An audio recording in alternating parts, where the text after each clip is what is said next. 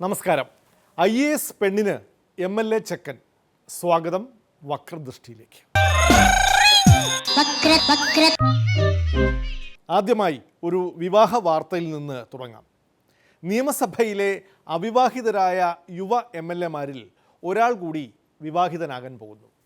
Aruvikkara MLA KS Sabarinath. Thiruvananthapuram sub collector Divya S അയ്യരാണ് വധു. ശബരിനാഥ് തന്നെയാണ് ഫേസ്ബുക്കിൽ വിവാഹ വാർത്ത സ്ഥിരീകരിച്ചത്. സംഗതി കട്ടപ്രണയം ഒന്നുമല്ലെങ്കിലും പ്രണയം തന്നെയാണ്, ദിവ്യ പ്രണയം.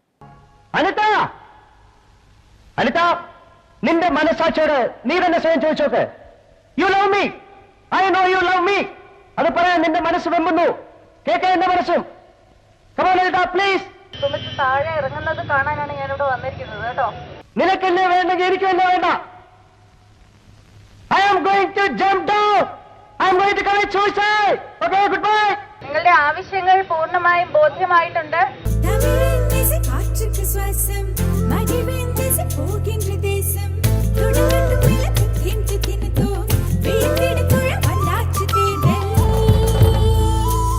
കട്ടപ്രേമമൊന്നുമല്ല.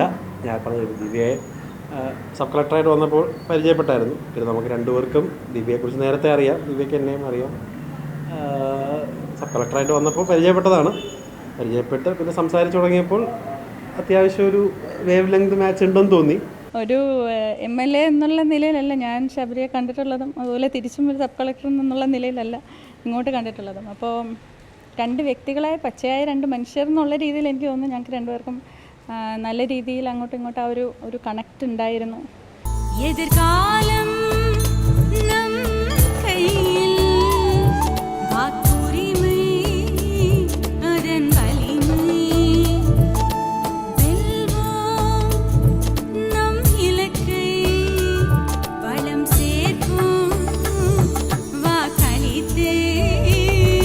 എൻ്റെ വീട്ടുകാരൊക്കെ അച്ഛനുള്ള സമയത്ത് ഞാനോ ചേട്ടനോ ആണെങ്കിലും ഒരു IAS ഉദ്യോഗസ്ഥനാവണമെന്നൊരു ആഗ്രഹം ഉണ്ടായിരുന്നു. അത് നടന്നില്ല. അപ്പം ഞാനും നേരത്തെ വിവാഹം നോക്കിക്കൊണ്ടിരുന്നപ്പോൾ ഡോക്ടർ അല്ലെങ്കിൽ IASലുള്ള ആരെങ്കിലും ഉണ്ടോ എന്നുള്ളതൊക്കെ ഫ്രീക്വൻ്റ് ആയിട്ട് നമ്മൾ ചോദിക്കുമായിരുന്നു. ഇതെന്തായാലും ഡോക്ടറുമാണ്, IAS ഉദ്യോഗസ്ഥയാണ്. മലപ്പുറത്തെ മഞ്ചേരി എന്ന സ്ഥലത്തിന് ശബരിനാഥിൻ്റെയും ശബരിയുടെ പിതാവായ അന്തരിച്ച G കാർത്തികേയൻ്റെയും പ്രണയ ജീവിതത്തിൽ ഒരു സ്ഥാനമുണ്ട്. PK കുഞ്ഞാലിക്കുട്ടിയുടെ തെരഞ്ഞെടുപ്പ് ചൂടിനിടയിലായിരുന്നു ശബരിനാഥിൻ്റെ പ്രണയച്ചൂട്. അതെ, അതിലൊരു രസമുള്ളത്, അച്ഛനും അമ്മയെ കല്യാണം കഴിക്കുമ്പം അമ്മ അന്ന് NSS കോളേജ് മഞ്ചേരി പഠിപ്പിക്കുകയാണ്. അപ്പോൾ അച്ഛനും അമ്മയെ മഞ്ചേരി കോളേജിൽ പോയി അച്ഛനും നമ്മുടെ ജോർജ് സാറും ഹൈബിയുടെ ഫാദറും ചേർന്നാണ് അമ്മയെ പോയി കണ്ട്. അന്ന് TK ഹംസ സാറൊക്കെ ഒത്തിരി സഹായിച്ചാണ് അന്ന് ഒളിച്ചോട്ടം നടന്ന് മഞ്ചേരിയും തിരുവനന്തപുരത്തു നിന്നാണ് അവർ കല്യാണം കഴിച്ചത്. അപ്പം നമ്മുടെ നിങ്ങൾ സോ കോൾഡ് പ്രണയം മൂക്കുന്നത് മലപ്പുറം ഇലക്ഷൻ്റെ സമയത്താണ്. ഇതൊന്ന് ഫോം ചെയ്യാൻ ഒത്തിരി സഹായിച്ചത് മലപ്പുറം ബൈ ഇലക്ഷൻ തന്നെയാണ്. ഒരു തീരുമാനം എടുക്കാനൊക്കെ സഹായിച്ചത് തീർച്ചയായിട്ടും ആ ഒരു സമയം തന്നെയാണ്. എന്നാലും ഞാൻ പഠിപ്പിച്ചതൊന്നും നീ മറന്നില്ലല്ലോ. അത് മതി. ഈ ഗുരുവിന് തിരുപ്പതിയായടാ, തിരുപ്പതിയായി. രാഷ്ട്രീയ നേതാക്കളുടെ മക്കൾ IASകാരുണ്ട്. IASകാരെ മരുമക്കളാക്കിയ രാഷ്ട്രീയക്കാരുമുണ്ട്. പക്ഷേ IAS MLA വിവാഹം കേരളത്തിൽ ഇത് ആദ്യമാണെന്ന് തോന്നുന്നു. ഇനിയൊരു IPS വിഷയത്തിലേക്ക് പോകാം.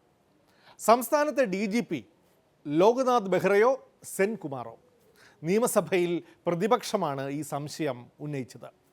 സെൻകുമാറിനെ DGP പദവിയിൽ നിന്ന് നീക്കിയ സർക്കാർ നടപടി സുപ്രീം കോടതി റദ്ദാക്കിയതോടെ സെൻകുമാറാണ് DGP. ഇപ്പോൾ കസേരയിലുള്ള ബെഹ്റ നിയമപരമായി DGP അല്ലാതെയുമായി.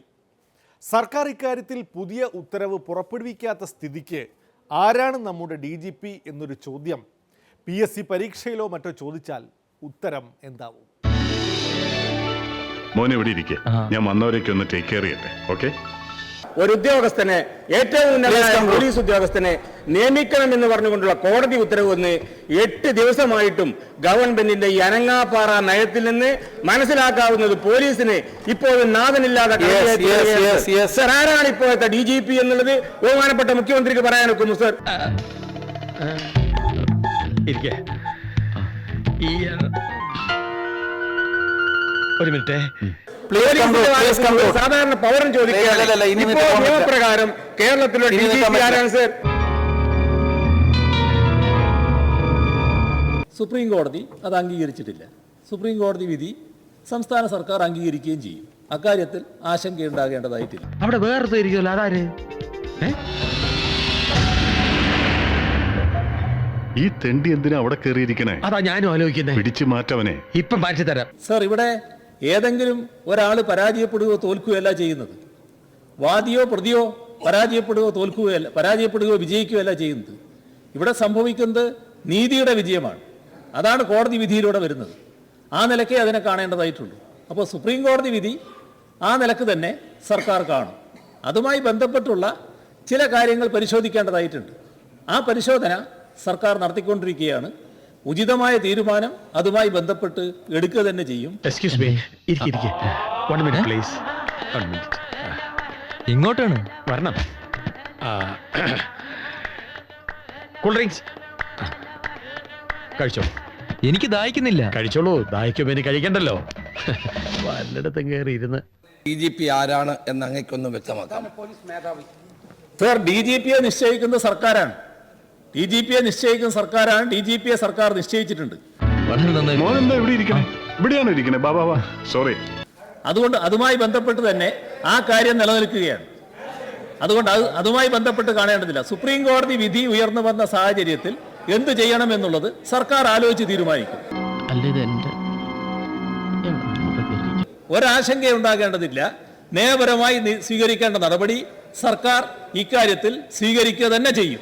അതുകൊണ്ട് തന്നെ ഇത് സഭ നിർത്തിവെച്ച് ചർച്ച ചെയ്യേണ്ട ഒരാവശ്യകതയുമില്ല. വന്ന കാറ് എന്ത് ഒന്നേ സോറി വന്നേ. ആ കാറിന്റെ ഡ്രൈവർ, എനിക്കൊരു കാര്യം സംസാരിക്കാനുണ്ട്. എന്താ? ഇവിടെ നിൽക്കുക, അത്ര തന്നെ. ഹലോ. ഇനി ആ കസേര കയറിയിരുന്നല്ലേ മുട്ടുകാലി ഞാൻ തല്ലി ഓടിക്കും.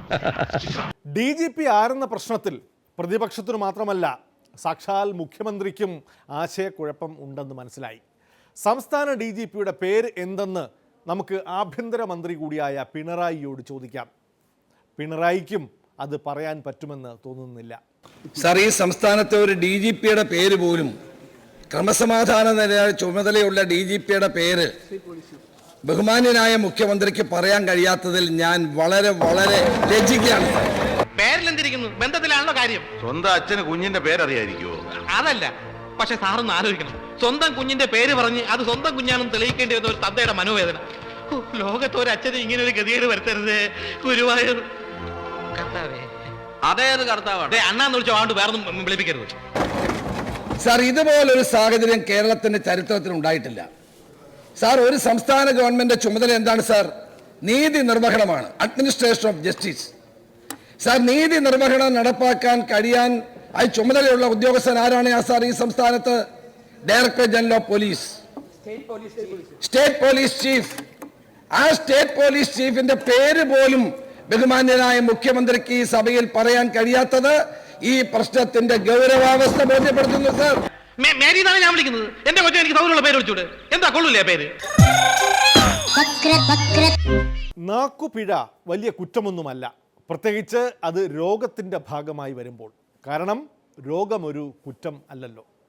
മുൻമന്ത്രി തിരുവഞ്ചൂർ രാധാകൃഷ്ണന് തുടർച്ചയായി ഉണ്ടാകുന്ന നാക്കുപിഴകൾ ട്രോളർമാരും തമാശക്കാരും ആഘോഷിച്ചിട്ടും തിരുവഞ്ചൂരിന് വേദനിച്ചിട്ടില്ല.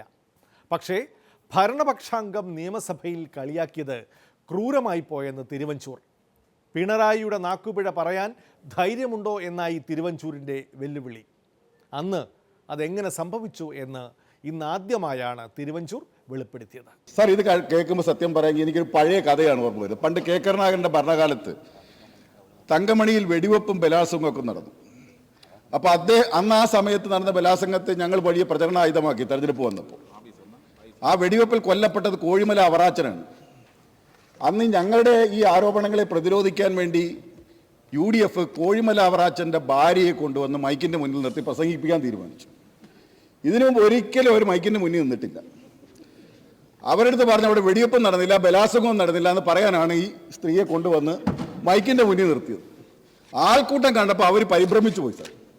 അവരുടനെ പറഞ്ഞ് എനിക്കിട്ടാരും പിടിയും വെച്ചില്ല, അവറാച്ചുകാരും ബലാത്സംഗം ചെയ്തു എന്ന് പറഞ്ഞതുപോലെയായി സാർ ശ്രീ തിരുവഞ്ചൂരിനെ അവതരിപ്പിച്ചത്. ഇതിന്റെ ഓപ്പണിംഗ് ബാറ്റ്സ്മാനായിട്ട് അവതരിപ്പിച്ച ശ്രീ തിരുവഞ്ചൂരിനെയാണ്. എം മണിയെ തള്ളി മുഖ്യമന്ത്രി പറഞ്ഞ വാചകം ഞാനൊന്ന് വായിക്കാം. എന്താ ഈ പുല്ലിന്റെ മലയാളം?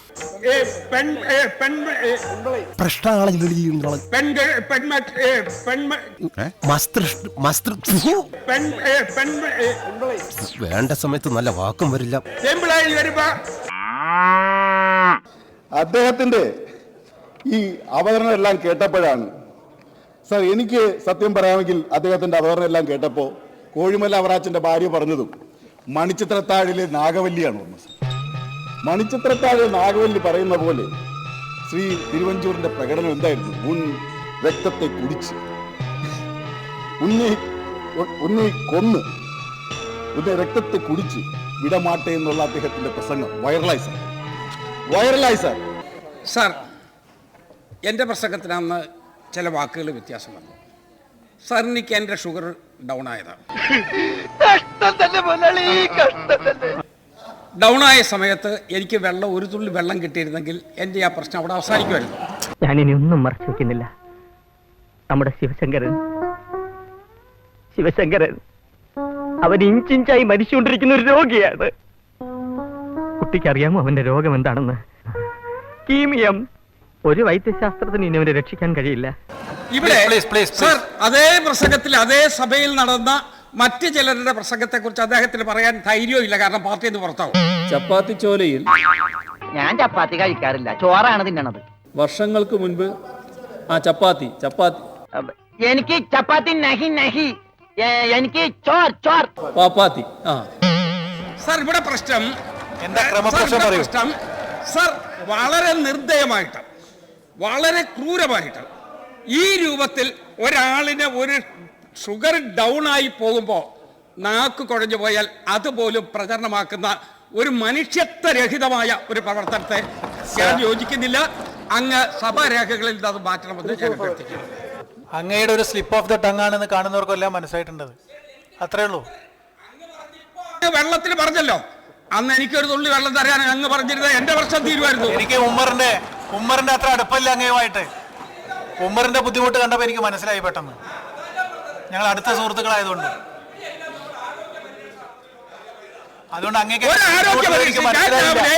രാവിലെ ഞാൻ നിയമസഭയിൽ വരുന്നത് ഡോക്ടറെ കണ്ട് പരിശോധനയൊന്നും നടത്തിയിട്ടല്ല. വന്നു, സംസാരിച്ചു. സംസാരത്തിന്റെ ഒരു സമയത്ത് എന്റെ സത്യമാണ്, ഞാനതിനെ എതിർക്കുന്നില്ലല്ലോ.